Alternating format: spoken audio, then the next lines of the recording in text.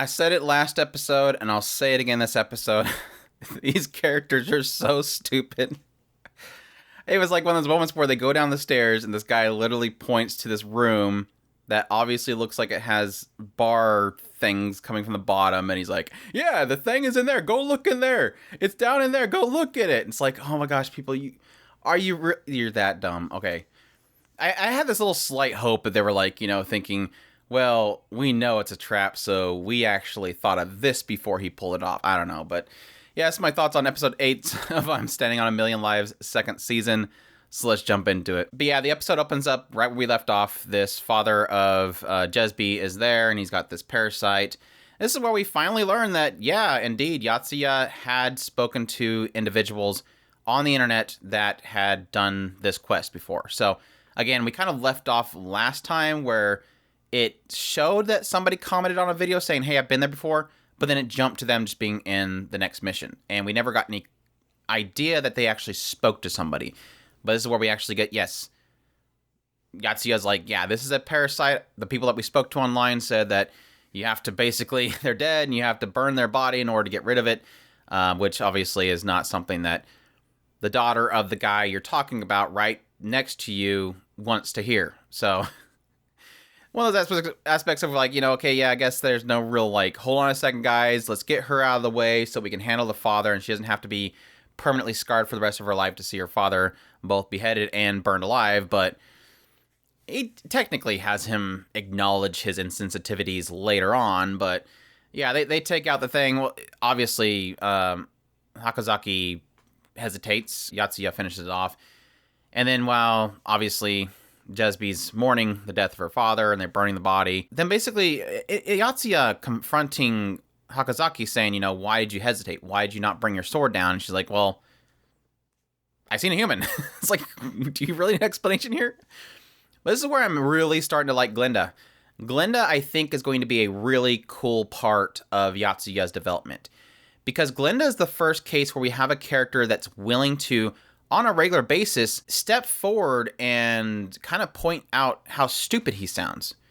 Whereas I think, obviously, I was very surprised when Hakazaki stepped up that one time after during the festival and said, look, he treats them like people, like he doesn't treat us like people.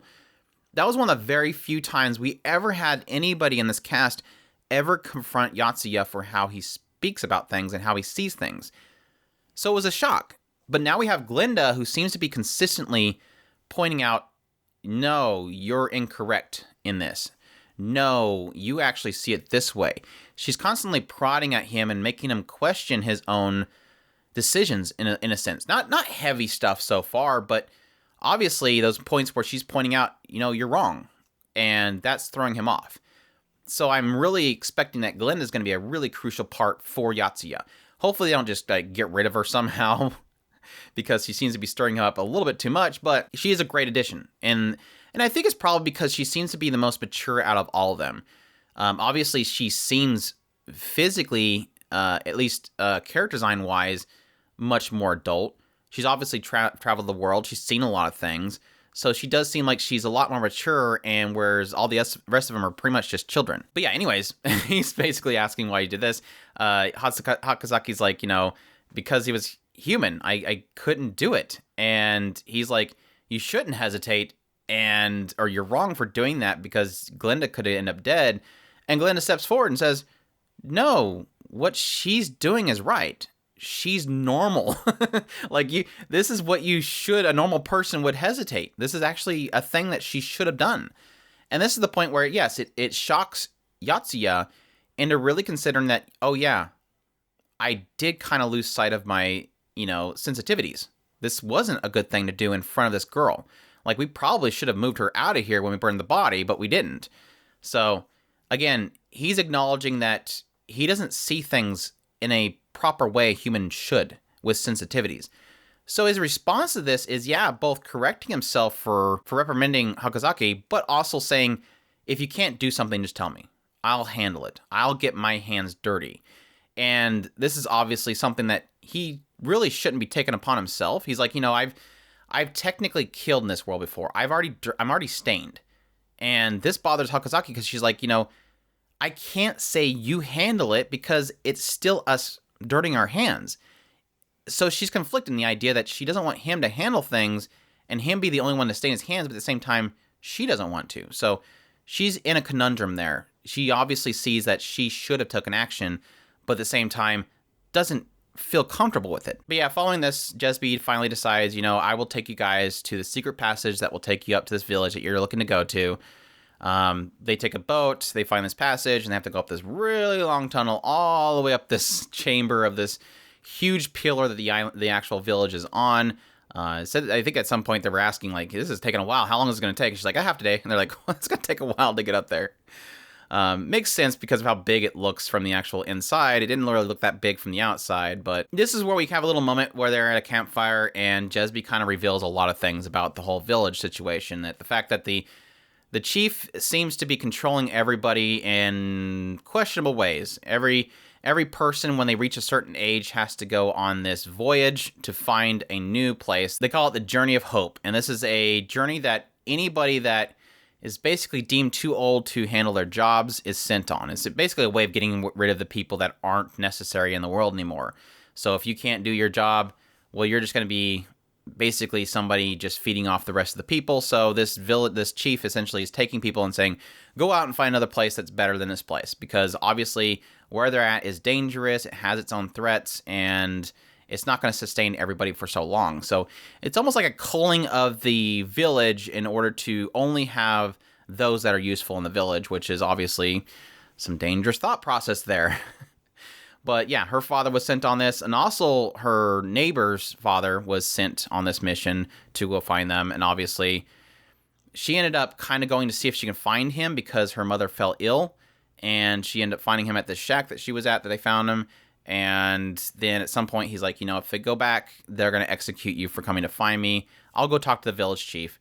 That's when he disappeared, and then she found him when he came back as, a parasite infested. And so when they're inquiring, well, why are you going back to the village? You're going to get executed. Well, she's like, well, I got to tell my mom what happened to my dad. She doesn't really have anything left, so she must return to let the family know. And yeah, when they arrive there, they end up bumping into her neighbor, who's a childhood friend of hers. He's like, it's sorry, there's nothing to be done. Your mother was dead. She passed away 2 days prior, which is obviously a little bit concerning to hear.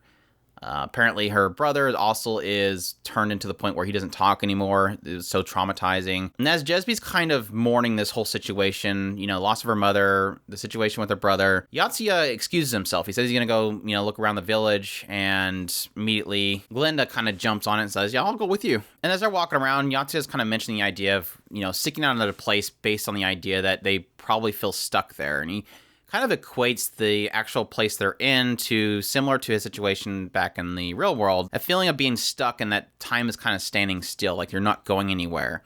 And Glinda kind of jumps in there in the idea of, the only way to really move forward is to escape from that. And he quickly kind of in his own mind jumps on that and says, she would never understand. It was interesting because we had essentially Glinda recalling images of her father seemingly being a drunk, and the trauma that she possibly may have been going through in her previous life. And this is kind of an issue, and it may be also an explanation of why she decided to actually go out and journey. So it's like this aspect of him claiming that, oh, she'll never understand me because I was isolated in school and I'm, sad sob story. She'll never understand me, and yet we are already kind of getting a picture that Glinda has gone through some stuff.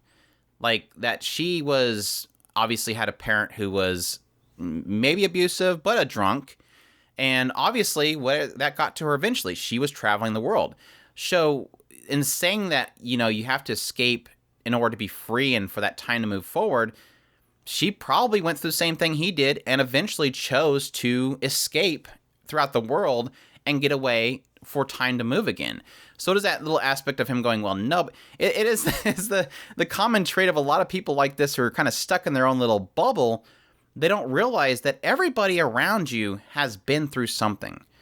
Even though you feel like you're the only one that is struggling with something, you never realize that those around you, everybody has been through something, and he's not realizing that with Glinda. But Glinda also does make the assumption that the reason why Yatsuya decided to scout the village is because he felt pain in watching what's happening to Jesby.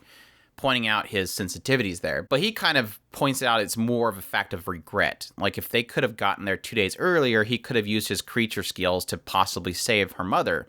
So he does feel like he failed something there. But this is when they run into Itis Di Rayo, which is the daughter of the village chief. She is currently running around trying to find this big flying monster that apparently is, harming the city. And she's like, we don't need you. You heroes can go away. We don't need you. Grandpa will handle everything. And that's when they eventually go to meet the village chief, Cox. And Cox basically tells them, yeah, you waste your time. You don't need to be here. We got it handled. You should leave, which is obviously a big red flag. Why is this guy not wanting heroes to be there? I mean, it seems like that would be a big plus to your village to have a bunch of heroes around, so obviously something is not quite right. And of course, he's kind of questioning, well, how'd you find out about these big monsters that apparently are going to attack the city? And that's when Itis speaks up. Jesby said it. I seen him with Jesby. She's a little snot, but he's like, that's okay though. That's fine. I'm glad that she's back. I have a secret plan, and I'm sure it will definitely handle these monsters. Let me go show it to you. And yeah, that's when we get the stupid scene where it's in that little room down there. Just go into that room right there. Yeah, you just look in there. Just keep looking in there. It's in there somewhere. Huh? Where's the thing? Close the door. I yelled out so loud. I'm like, you guys are I seen it the moment he pointed at that stupid room. I'm like, you guys are idiots. You're not going to do this, are you? Oh my gosh, you guys are idiots. Yeah. Walk right into an completely obvious trap, and I don't know, they're probably going to turn this into some stupid thing where Yatsu's like, I can't believe I trusted humans. I've regressed to the point where I'm trusting humans again. I need to stop trusting humans again. All of them are evil. But yeah, they got trapped like a bunch of idiots. And as they're trapped in there, he's like, I heard that you heroes can't die, so we'll just leave you in there for about 100 years and you'll probably wither away at some point. And he ends up going to the house where Jesby's at, and yeah, he's a little shocked that there's more heroes in there, so he's like, oh yeah, your hero friends, they're back at my place enjoying a great meal. You should come there with us. Again, I'm like, you guys aren't this stupid, right? The village chief has come there. Yatsuya and Glenda are not with them. The village chief himself left his guests at his mansion to come see you and say they're over here.